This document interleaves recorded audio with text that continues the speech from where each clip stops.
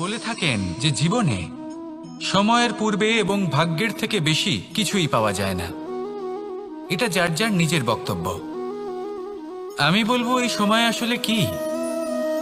এই সময় হলো যাতে যুগ যুগান্তর নিহিত আছে, যার মধ্যে দিন আছে, মাস আছে, বছর আছে, ঠিক কিনা?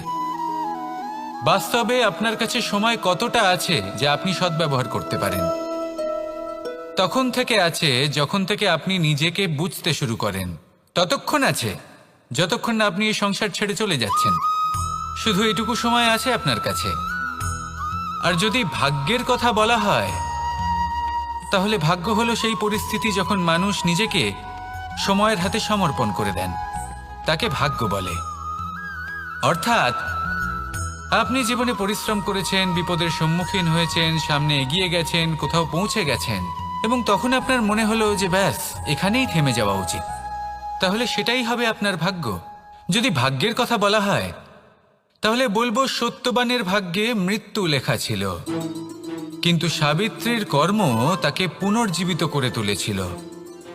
অর্থাৎ এই ভাগ্য বদল করা সম্ভব কর্ম এবং পরিশ্রমের দ্বারা। ভেবে দেখুন, রাবণ মাতা সীতাকে হরণ করেছিল। যদি শ্রীরাম সেটাকে ভাগ্য বলে মেনে নিতেন, তাহলে কখনো ভাগ্য বিধাতা হয়ে উঠতে পারতেন না। ভাগ্য হলো একটা বাঁধন যেটাকে ভেঙে ফেলা খুব প্রয়োজনীয়। নিজের লক্ষ্যের কাছে পৌঁছতে হবে। হতেই পারে এই লক্ষ্য হলো পরমাত্মার কাছে পৌঁছে যাওয়া। আপনি যদি পরমাত্মার কাছে পৌঁছতে নাও পারেন, তাও সেই পথে কিছুটা অগ্রসর হতে পারছেন, তাই না? তাহলে ভাগ্যের এই বাঁধন ভেঙে ফেলুন, নিজের কর্মের দ্বারা নিজের প্রারব্ধ গড়ে তুলুন এবং আমার সাথে ভালোবেসে বলুন, রাধা রাধা। মানুষের একটি সমস্যা আছে যে মানুষ সাফল্যকে মাপতে থাকেন, লক্ষ্যপ্রাপ্তিকে মাপতে থাকেন এবং তার তুলনা করতে থাকেন যে ও এত কিছু পেল আর আমি পেলাম না, ওর কাছে এত কিছু আছে কিন্তু আমার কাছে নেই। এই তুলনা করার জন্য ওনারা দুঃখী হয়ে পড়েন, নিরাশ হয়ে পড়েন। তাই আমি একটা প্রশ্ন করছি যে এটা কি উচিত? এই সংসারে আপনি কি নিয়ে তুলনা করবেন, যেখানে সূর্যদেব চন্দ্রমা দুজনেই আছেন, দুজনেই হলেন বিশেষ, দুজনেই নিজ নিজ সময়ে উদিত হন। এদের মধ্যে একজন না থাকলে তাহলে আমাদের জীবন কঠিন হয়ে পড়বে। ঠিক সেইভাবেই আপনি যদি একটা বড় রেখা অঙ্কন করেন, তাহলে অন্য রেখাটি ছোট হয়ে পড়ে না, সে তেমনই থাকে যেমনটা সে ছিল। আপনার অস্তিত্ব কখনো ছোট বা বড় হতে পারে না। শুধু তুলনা করার জন্য আপনার এটা মনে হতে পারে। যদি আপনি যুদ্ধ করতে চান, আপনার তলোয়ারের প্রয়োজন পড়বে। যদি বস্ত্র তৈরি করতে চান, এত বড় তলোয়ার দিয়ে কিছুই হবে না, তখন প্রয়োজন পড়বে একটা ছোট্ট সূচের। তাই তুলনা করবেন না, না নিজেকে ছোট মনে করবেন, না অন্য কাউকে।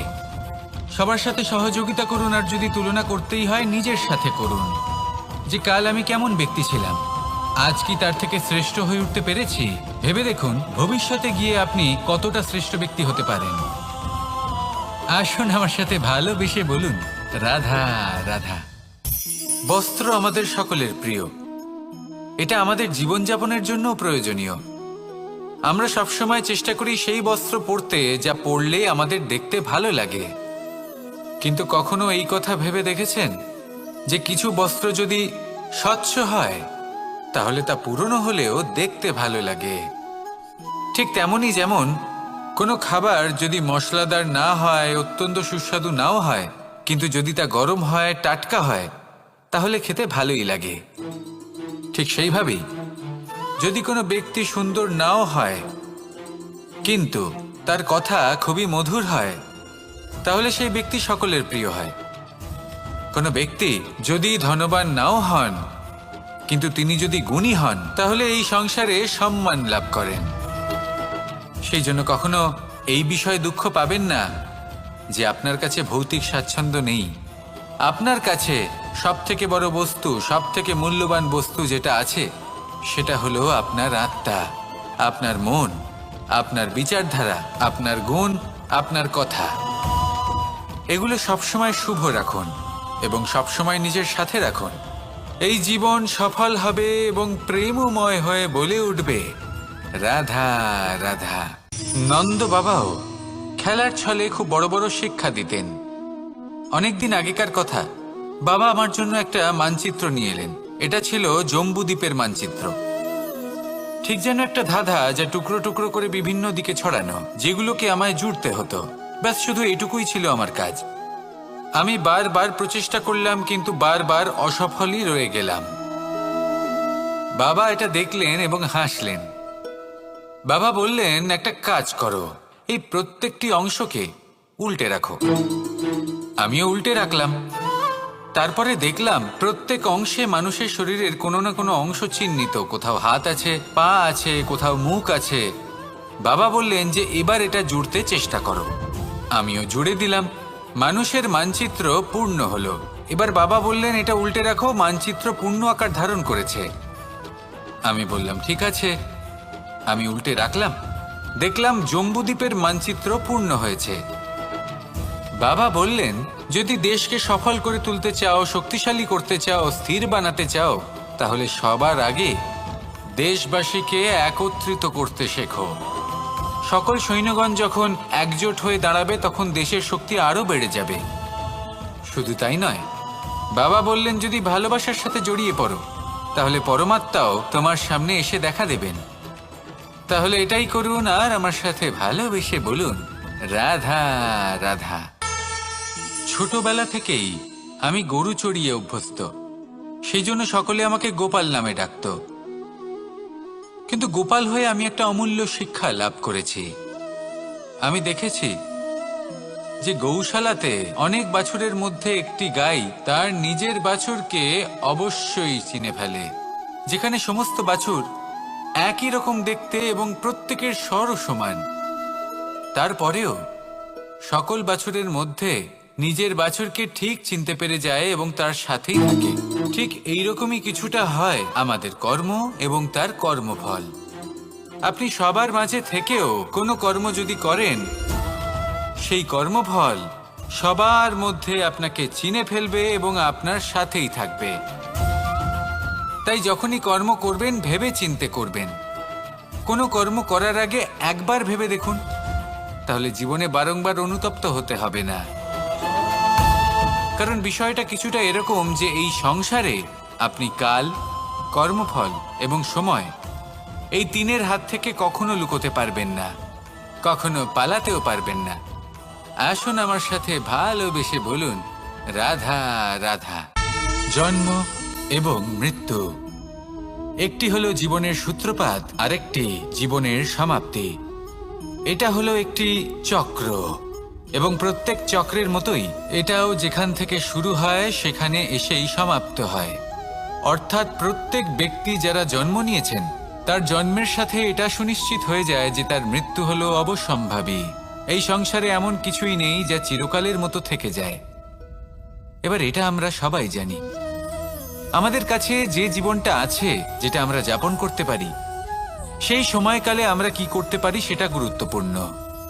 এমন কিছু করুন যার ফলে মৃত্যুর পরেও আপনি অমর হয়ে থাকবেন। আমাদের কথা, আমাদের কর্ম এই সংসারে প্রেরণা প্রদান করতে পারে।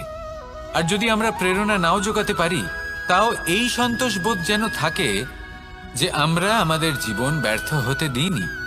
এই জীবন যাপন করার ইচ্ছেতেই আমরা সময় ব্যর্থ করে দিই। আর এই জীবনকে যাপন করার সর্বশ্রেষ্ঠ উপায় হলো এটাই যে কখন আমাদের মৃত্যু হবে, কিভাবে আমাদের মৃত্যু হবে, এই চিন্তা ত্যাগ করে যেন আমরা বর্তমানে বেঁচে থাকি, আজকে বেঁচে থাকি, আজকে দাঁড়িয়ে কর্ম করি এবং আজ যে সংকট সামনে তার সম্মুখীন হই। ভবিষ্যতের পথ নিজে থেকেই উন্মুক্ত হবে। আপনার জীবনে অনেক বড় বড় বিপদরূপী পাথর আসবে।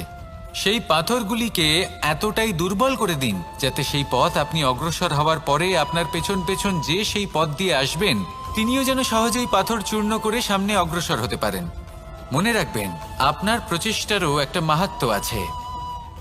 যদি আপনি কোনো কেল্লার শিখরে পতাকা উত্তোলন নাও করতে পারেন, তাহলেও আপনার প্রচেষ্টার যে মাহাত্ম্য তা কখনো কমে যাবে না।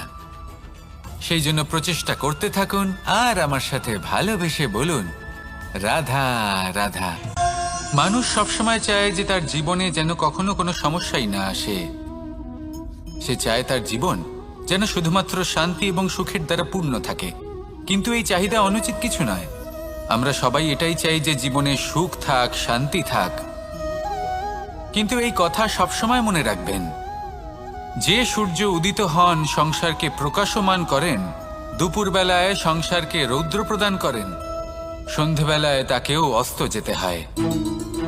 এবার আমাদের জীবন চক্র কিছুটা এরকমই। কোনো কিছুই চিরকাল একরকম থাকে না। কখনো এই নদীকে দেখুন, যা বয়ে চলেছে। এই নদী যা বয়ে চলেছে তার পথেও অনেক বিপদ আসে। বড় বড় পাথরের সম্মুখীন হয়ে তাকেও সামনে এগিয়ে যেতে হয়। একটি পুকুর যা চারদিক থেকে ঘেরা, তার জীবনে কিন্তু কোনো সমস্যা নেই।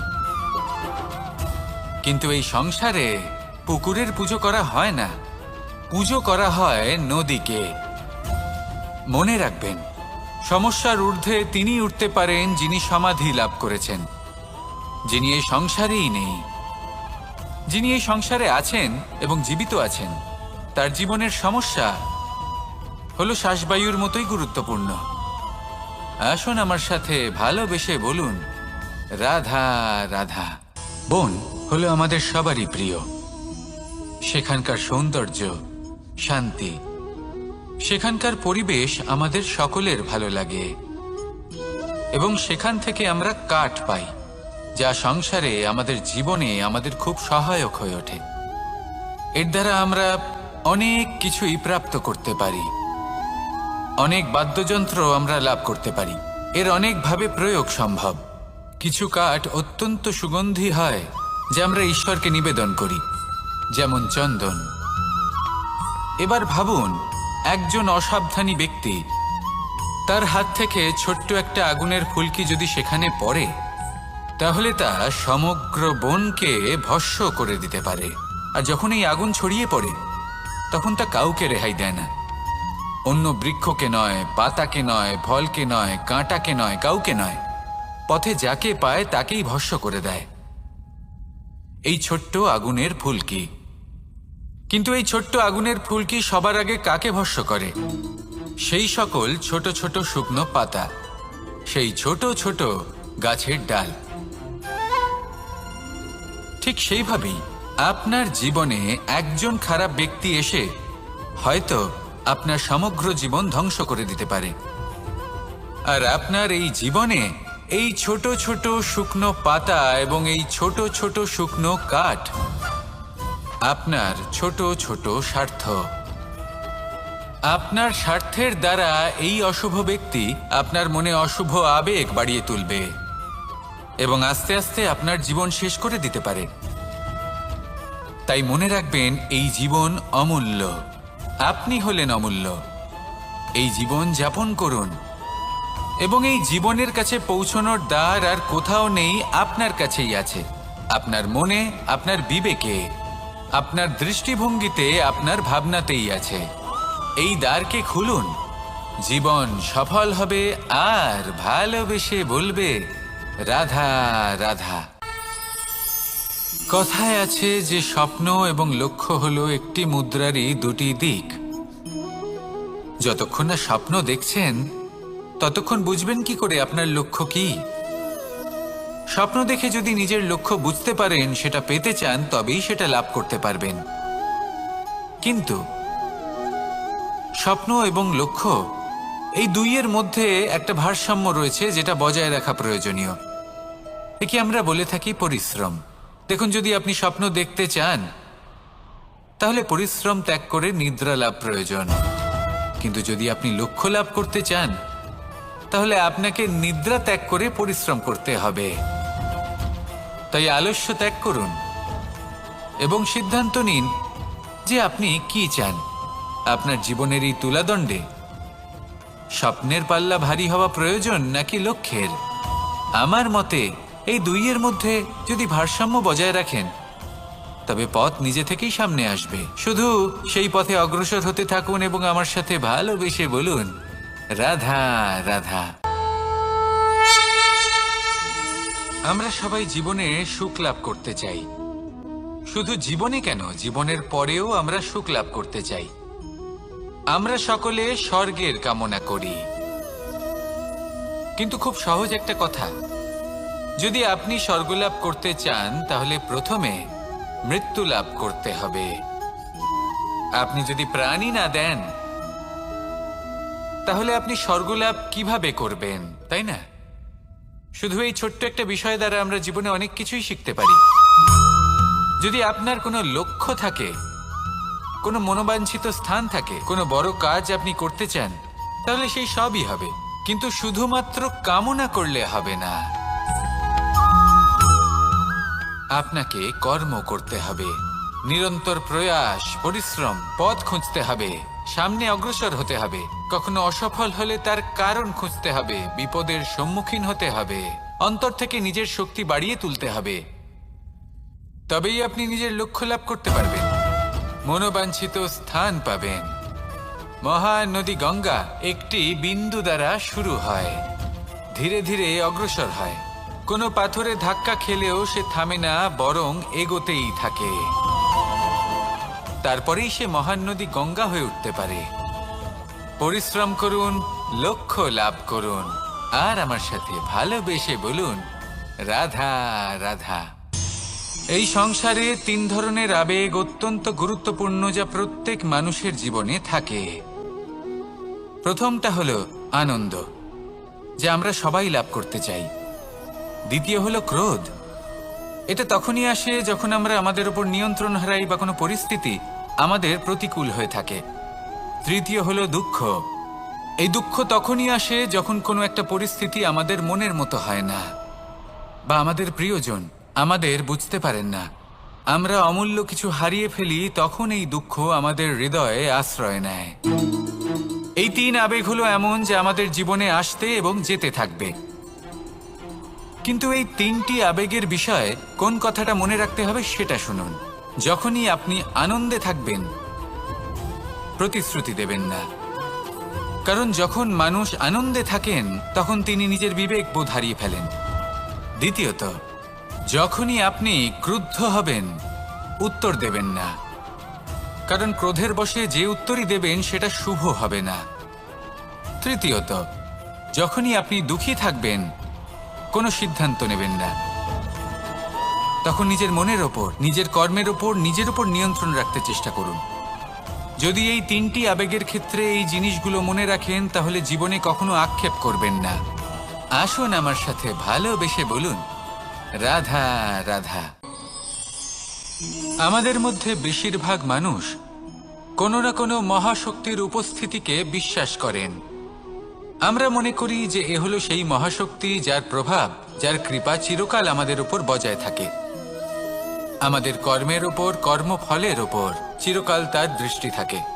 আমাদের মধ্যে কেউ একে ঈশ্বর মনে করেন, কেউ বা প্রকৃতি মনে করেন, বা কেউ কোনো গৃহপালিত পশুর মধ্যে মহাশক্তির দর্শন লাভ করেন, বা কেউ কোনো বস্তুর মধ্যে। প্রত্যেকের নিজস্ব বিশ্বাস আছে, কিন্তু সেই শক্তির থেকে আশীর্বাদ লাভের জন্য বা কোনো ইচ্ছে পূরণের জন্য আমরা কখনো না কখনো মন্দিরে যাই। এই মন্দির শব্দের সূত্রপাত কিভাবে, আগে সেটা বুঝে নেওয়া যাক। মন্দির, এই শব্দের আরম্ভ হলো মনের দ্বারা। কিন্তু বেশিরভাগ মানুষ যখনই মন্দিরে যান কোনো ইচ্ছে পূরণের জন্য বা ইচ্ছে পূরণ হওয়ার পরে ধন্যবাদ দেওয়ার জন্য, তখন তিনি শুধুমাত্র শারীরিকভাবে সেখানে উপস্থিত থাকেন। তার মন তো সাংসারিক কাজের মধ্যেই ঘোরাফেরা করতে থাকে, তাই না? তাহলে বলুন, এর অর্থ কি? যদি আপনি মন্দিরে নিজের মনকেই না নিয়ে যান, তাহলে তার কি লাভ হবে? মন্দিরে গিয়ে নিজের মনকে ঈশ্বরের চরণে পূর্ণরূপে সমর্পণ করুন। নিজের মন থেকে ঈশ্বরের আরাধনা করুন, আর এই মন থেকেই বলুন, রাধা রাধা। মানুষ শুধুমাত্র 2 ধরনের ব্যক্তির সামনেই নত হন। একজন হলেন তিনি যাকে তিনি সম্মান করেন, আর আরেকজন যাকে তিনি ভয় পান।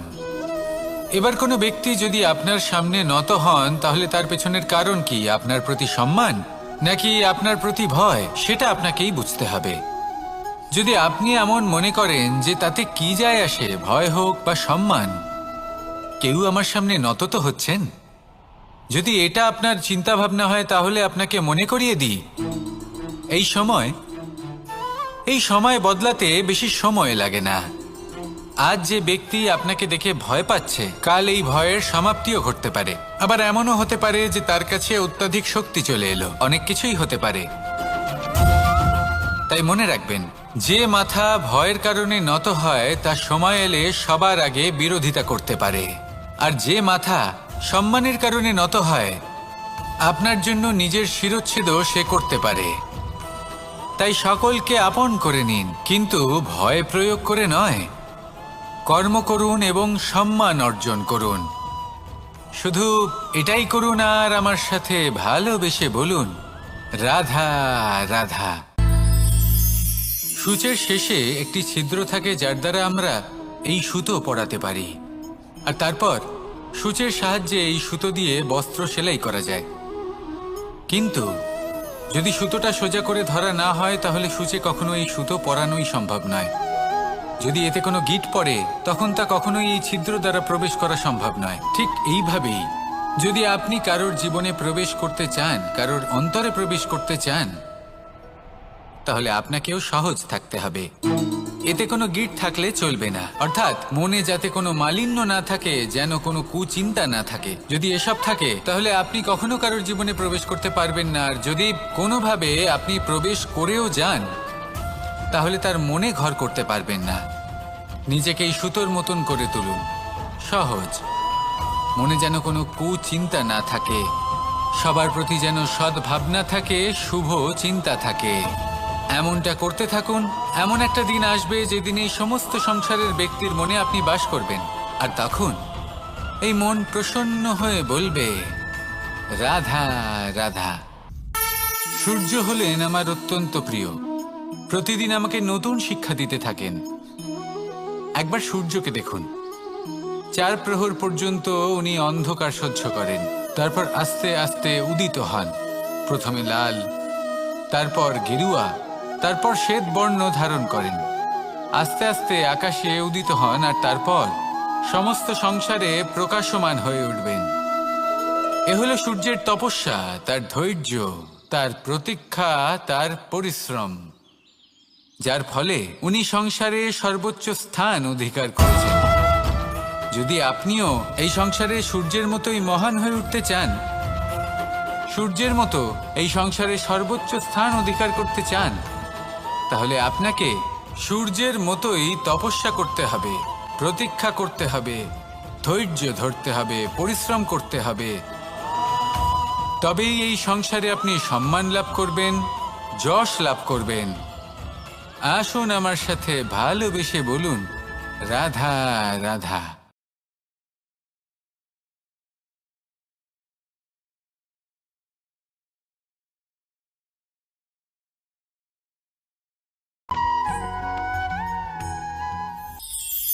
মৌনতা।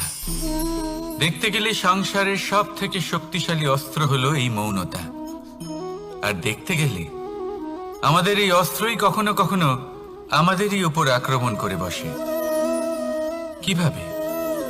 অনেক সময় আমরা আপনদের দেখে, তাদের অনুচিত কার্যকলাপ দেখে, অনুচিত কথা শুনে চুপ করে থাকি, ভেবে নিয়ে আমরা যেন কোনোভাবে তাদের আঘাত না করে ফেলি, দুঃখ না দিই, ক্রুদ্ধ না করে ফেলি, ভেবে নিয়ে এই সমস্যা এড়িয়ে যাবে। কিন্তু এইখানেই আরম্ভ হয় সব থেকে বড় সমস্যার। আমরা কিছুই বলি না এটা ভেবে উনি আমার আপনজন, আর সেই ব্যক্তি ভাবেন যে কিছুই বলেন না সেই আমার আপনজন। যদি আপনি সত্যি কাউকে আপনজন মনে করেন তাহলে তাকে বাধা দিতে শিখুন। তার অনুচিত কাজে, তার অনুচিত কথায় তাকে বাধা দিতে শিখুন। তক্ষুনি ওনাকে বোঝান যে উনি কি ভুল করছেন, ওনাকে বোঝান, ওনাকে সঠিক পথ দেখান, সেই পথে ওনাকে চালিত করুন। এটাই হলো আপন ভাবা। আর তার জন্য মৌন থাকা নয়, দরকার গর্জন করা। অনেক সময় অনুচিত কর্মের পথে চলতে গিয়ে কিছু মানুষ এমন ঘুমিয়ে পড়েন যে ওনাদের জাগানোর জন্য মধুর সঙ্গীত নয়, রৌদ্র হুঙ্কারের প্রয়োজন হয়ে থাকে। তাই আপনজনদের জাগান, শ্রেষ্ঠ কর্মের পথে ওনাদের চালিত করুন, আর আমার সাথে ভালোবেসে বলুন, রাধা রাধা।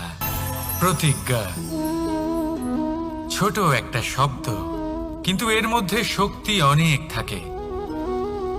যে ব্যক্তি প্রতিজ্ঞা পালন করেন তাতে অটল থাকেন, সংসার তাকে সম্মান করে। আর যে ব্যক্তি এটা করতে পারেন না তিনি বদনামের ভাগীদার হয়ে যান। এবার এটা আমরা সবাই জানি, কিন্তু দেখুন এই প্রতিজ্ঞার পালন কি যে কোনো পরিস্থিতিতে সে যাই হোক না কেন করা উচিত? অর্থাৎ সংসার এদিক থেকে ওদিক হয়ে যাক, কিন্তু আমি আমার প্রতিজ্ঞায় অটল থাকব, এটা কি উচিত? এবার এটা আমরা বুঝবো একটা উদাহরণের দ্বারা। ধরুন আপনি আজ একটা প্রতিজ্ঞা নিলেন, বনের একটা সিংহকে আপনি রক্ষা করবেন। এ তো খুব ভালো কথা যে আপনি কারোর প্রাণ রক্ষা করবেন। আপনি শিকারীর হাত থেকে ওকে রক্ষা করবেন, ওকে বিপদের হাত থেকে রক্ষা করবেন। এতে প্রকৃতির ভারসাম্য বজায় থাকবে। কিন্তু যদি এই সিংহ নির্দোষদের ওপর আক্রমণ করে, তখনও কি এর প্রাণ রক্ষা করা উচিত হবে? তখনও কি নিজের প্রতিজ্ঞায় অটল থাকা উচিত হবে? না, কারণ তখন এটা পাপে পরিণত হবে। কোন রকম প্রতিজ্ঞা, কোন রকম প্রতিশ্রুতি যদি এই প্রকৃতির ধ্বংসতে সহায়ক হয়, যদি ভারসাম্য নষ্ট হয়, তাকে ওখানেই ভেঙে দেওয়া উচিত। আর এটা আপনাকে শিখতেই হবে, সময়ের সাথে আপনাকে বদলাতে হবেই। কারণ যিনি সময়ের সাথে বদলান না, সেই প্রকৃতি তার ব্যক্তিত্ব বদলে দেন। মনে রাখবেন, সেটাই হলো প্রতিজ্ঞা, সেটাই হলো প্রতিশ্রুতি যা এই সংসারের মঙ্গল করে। নয়তো সেটা হলো পাপ, যে পাপের শাস্তি প্রকৃতি আপনাকে অবশ্যই দেবে। তাহলে আসুন আমার সাথে বলুন, বন্দে ধর্মা, বন্দে কর্মা, রাধা রাধা। পলায়ন করা অর্থাৎ পালিয়ে যাওয়া, কোনো পরিস্থিতি বা বিপদের থেকে মুখ ঘুরিয়ে পালিয়ে যাওয়া। অনেক সময় আমরা জীবনে এটা করে থাকি, অনেক সময় সেটা উচিত, কারণ সব থেকে শ্রেষ্ঠ যুদ্ধ হলো সেটাই যা কখনো লড়াই হয়নি। কিন্তু যদি আপনার পালিয়ে যাওয়ার ফলে এদিকে পাপ বৃদ্ধি পেতে থাকে, তাহলে সেই পলায়ন হলো অনুচিত। সেখানে যুদ্ধ করা অতি আবশ্যক হয়ে ওঠে। শান্তি সবাই চান, শান্তি হলো সর্বশ্রেষ্ঠ। আর কখনো কখনো এই শান্তিকে বজায় রাখার জন্য মহাযুদ্ধ লড়তে হতে পারে। যদি আপনি পলায়ন করেন নিজের স্বার্থের থেকে, তাহলে উচিত কাজ, বরং শ্রেষ্ঠ। কিন্তু যদি আপনি পলায়ন করেন ধর্ম স্থাপনার কাজ থেকে, তা উচিত নয়। এই সংসারের ভাগ্যের মঙ্গলের জন্য অনেক সময় অনিমন্ত্রিত স্বয়ম্বরে যেতে হয়, কারণ ধর্ম স্থাপনার এই কাজ পলায়ন করে নয়, কর্মের পালন করে করতে হয়। তাহলে পলায়ন করুন স্বার্থের থেকে, কুকর্মের থেকে, কুচিন্তার থেকে, অহংকার থেকে, আর পালন করুন ধর্মের, পালন করুন কর্মের। বন্দে ধর্মা, বন্দে কর্মা, রাধা রাধা। যুদ্ধ, আমরা সবসময় আমাদের জীবনের প্রত্যেকটা যুদ্ধ জয় করতে চাই। এমন কোনো যুদ্ধ নেই যে আমরা হারতে চাই। কিন্তু যুদ্ধ জয় করার জন্য সবসময় আক্রমণ করা বা শত্রুর সামনে গিয়ে দাঁড়িয়ে পড়া, তা কিন্তু সঠিক পদ্ধতি নয়। আর এটা যে সবসময় জয় এনে দেবে তাও নয়। যেতেন তিনি যিনি আগে শান্ত হয়ে শত্রুকে দেখেন, বোঝার চেষ্টা করেন, পরখ করেন, তার শক্তির সম্পর্কে অনুমান করেন, পরিকল্পনা করেন, আর তারপর বিবেক দিয়ে তার সম্মুখীন হন। কারণ শত্রু যে কেউ হতে পারে। শত্রু একজন মহাযোদ্ধা হতে পারে, আবার হতে পারে এক মহাব্যাধিও। যদি যোদ্ধা হয় তাহলে তার শক্তিকে বুঝুন, তার দুর্বলতা বুঝুন, আর যদি ব্যাধি হয় তাহলে তার ছড়ানোর কারণ বুঝুন, আর তারপর সেই কারণের উপর প্রহার করুন। রোগ মুক্ত হয়ে যাবে আর তাকে পরাস্ত করা অত্যন্ত সহজ হয়ে যাবে। মনে রাখবেন, প্রত্যেক যুদ্ধ কিন্তু সীমান্তে লড়া হয় না। কিছু যুদ্ধ এমনও হয় যাতে ঘরে বসে জয়লাভ করা সম্ভব। তাহলে আপনিও এই যুদ্ধ জিতুন আর আমার সাথে ভালোবেসে বলুন, রাধা রাধা। পরিচ্ছন্নতা। বর্তমানের এই প্রজন্ম আগের প্রজন্মের এই যে অতিশুদ্ধতার অভ্যেস ছিল তা নিয়ে ঠাট্টা করে, তাকে মূর্খতা মনে করে। বুঝতেই পারে না কেন। আমাদের মা, ঠাকুমা, দিদিমা এদের দেখেছি সকালে উঠে সবার আগে স্নান করেন। কেন? বুঝতেই পারে না। কেন কথায় কথায় বারান্দা উঠোন পরিষ্কার করা হয়? বুঝতেই পারে না। অনেক মানুষজন এটাকে ধার্মিক এবং অন্ধবিশ্বাস বলে, কিন্তু যদি আমি আপনাকে সত্যি কথা বলি, প্রত্যেক ধর্ম বিজ্ঞানসম্মত। প্রত্যেক কাজের পেছনে বৈজ্ঞানিক সত্যতা লুকিয়ে রয়েছে, কিন্তু প্রত্যেক মানুষ সেই নিয়ে কতটা ভাবেন, কতটা বোঝেন আর কি পদক্ষেপ নেন তা হলো আলাদা এবং অত্যন্ত গুরুত্বপূর্ণ, কিন্তু তা হলো বিজ্ঞানসম্মত। আজও যখন আমি আগে বাড়ি যাই, মা সবার আগে আমার হাত পা ধুয়ে দেন, তারপর সবকিছু। তাই আপনি পরিচ্ছন্ন থাকুন, তাহলে আপনি সুস্থ থাকবেন। তখনই আপনার মনে ভক্তিভাব আসবে, তখনই এই সমগ্র সংসারকে সামলানোর শক্তি অর্জন করতে পারবেন।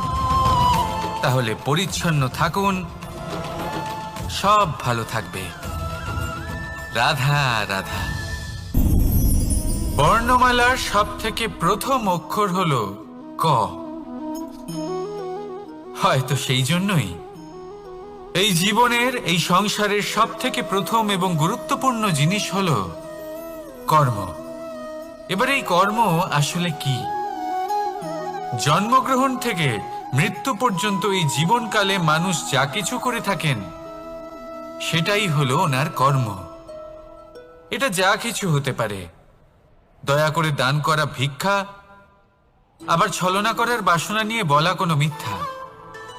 এবার একটা মানুষের কর্ম সমগ্র মানব জাতির প্রারব্ধ নির্ধারিত করতে পারে।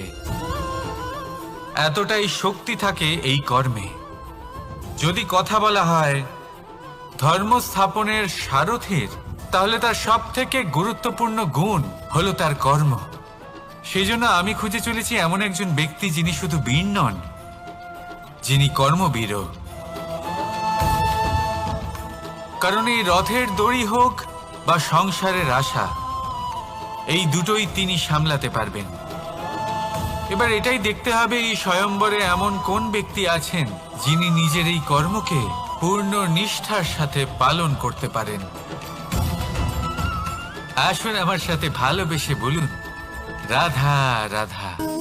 এই স্বয়ম্বরে আসার আমার একটাই উদ্দেশ্য ছিল, আমার এই ধর্ম স্থাপন করার কাজের জন্য একজন সারথী নির্বাচন করা। আর ধর্মবীর এবং কর্মবীরের নির্বাচন তো হয়েই গেছে। এবার এটাই দেখতে হবে যে জ্ঞান কার মধ্যে রয়েছে, কে আছেন যিনি মহাজ্ঞানী। এবার বলি, যে জ্ঞানের কথা আমি বলছি তা সেই জ্ঞান নয় যা বই থেকে পাওয়া যায়। এটা সেই জ্ঞান নয় যা বটগাছের মতো বিশাল আকার হয় বা পর্বতের মতো অটল হয়। না, আমি যে জ্ঞানের কথা বলছি এটা হলো সেই জ্ঞান যা জীবনের পাঠশালা থেকে শেখা হয়। জীবনের প্রত্যেকটা ঘটনা থেকে এই শিক্ষা পাওয়া যায়, যা হলো বাতাসের মতোই সরল আর জলের মতো নিজের পথ সে নিজেই বানিয়ে নেয়। আমি সেই জ্ঞানের কথা বলছি। এবারে দেখতে হবে কে এই মহাজ্ঞানী, কে আছেন যার মর্যাদার বিষয়ে জ্ঞান রয়েছে, কে আছেন যিনি শাস্ত্র এবং শস্ত্রের মতোই বিনম্রতারও জ্ঞান রাখেন। এমন কে আছেন সেটাই তো দেখতে হবে, কারণ ধর্মের এই রথকে অগ্রসর করার জন্য জ্ঞানের চাকা অত্যন্ত গুরুত্বপূর্ণ। তাহলে আসুন আমার সাথে ভালোবেসে বলুন, রাধা রাধা। ধর্মরথের 4টি অশ্ব চালানোর জন্য যিনি সারথী হবেন, তার যে 4টি গুণ থাকা প্রয়োজন সেই সমস্ত গুণ অর্জুনের মধ্যে উপস্থিত রয়েছে। কর্মের শক্তি রয়েছে, ধর্মের প্রতি আসক্তি রয়েছে, জ্ঞানের অভিব্যক্তি রয়েছে এবং সমর্পণের ভক্তি রয়েছে। নিশ্চিত রূপে ধর্মরথে সারথি হবার জন্য অর্জুনই সব থেকে যোগ্য। আর ও শুধুমাত্র দ্রৌপদীর স্বামীই হবে না, ইতিহাসে কুরুবংশের রাজকুমার বা ইন্দ্রপুত্রের নামেই শুধু পরিচিত হবে না, বরং অর্জুনই স্বয়ং ইতিহাস রচনা করবে। অর্জুনই হবে কৃষ্ণ সারথি, যত্র যোগেশ্বর কৃষ্ণ তত্র পার্থ ধনুর্ধরা। তাহলে আসুন আর আমার সাথে ভালোবেসে বলুন, রাধা রাধা। কি ভাবছেন? আজ কৃষ্ণ রথির স্থানে বসে আছে, যেখানে ওর সারথির স্থানে বসা উচিত ছিল। এটাই ভাবছিলেন তো? অনেক সময় এমন হয় যে আমরা যা দেখছি তা সত্যি হয় না। যেমন সূর্য। সূর্যকে আমরা দেখতে পাই কারণ তাকে দেখা যায়। তবে সত্যি হলো এটাই যে আমরা সূর্যকে দেখতে পাই কারণ আমরা সূর্যকে দেখি। এবার নিজের চোখ বুজে ফেলুন। এবার দিন না রাত কিছুই যায় আসে না। ঠিক সেইভাবে ধর্ম স্থাপনের এই কাজে, ধর্মের এই পথে আমি সারথি নই, আমি হলাম রথী। আর আমি খুঁজে চলেছি সেই সারথি যিনি ধর্ম, কর্ম এবং ভক্তিতে পরিপূর্ণ। ধর্ম যা আপনাকে সঠিক পথে চালনা করে, কর্ম যা আপনাকে পরিশ্রম করায়, আর ভক্তি তাকে সেই পথ থেকে বিচলিত হতে দেয় না। আজ পর্যন্ত আমি সবার সখা ছিলাম, সবাইকে সঠিক পথে চালনা করতাম। এবার আমি খুঁজে চলেছি সেই ব্যক্তিকে যিনি আমার সখা হবেন আর ধর্ম স্থাপনের এই শুভ কাজে আমার সাথী হবেন।